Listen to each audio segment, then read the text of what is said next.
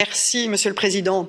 Alors, si cette pandémie est catastrophique pour les victimes directes du virus, elle est et le sera aussi catastrophique pour les citoyens européens et plus particulièrement pour les plus vulnérables.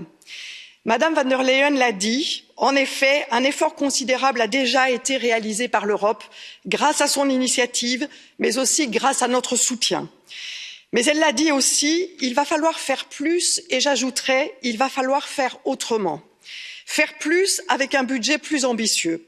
Faire plus aussi avec une mutualisation de la dette nécessaire pour faire face au choc économique et au choc social. Mais le maître mot, et tout le monde l'a dit aujourd'hui, a été le mot de la solidarité. Et j'opposerai le mot de la solidarité à l'austérité.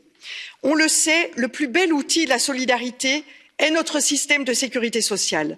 Ce sont nos services publics, mais aussi la concertation sociale pour la détermination des salaires qui œuvrent pour la redistribution. Tout cela a été mis à mal par l'austérité ces dernières années. Il faudra donc en changer. La solidarité européenne s'exprimera aussi par une fiscalité européenne, une fiscalité plus juste. On devra mettre fin à cette concurrence fiscale qui a vidé les caisses nationales et les caisses européennes. Nous devons aussi mettre en place une solidarité extra-européenne, car si la pandémie est catastrophique pour nos citoyens, elle l'est aussi pour les autres continents et elle sera dramatique pour l'Afrique.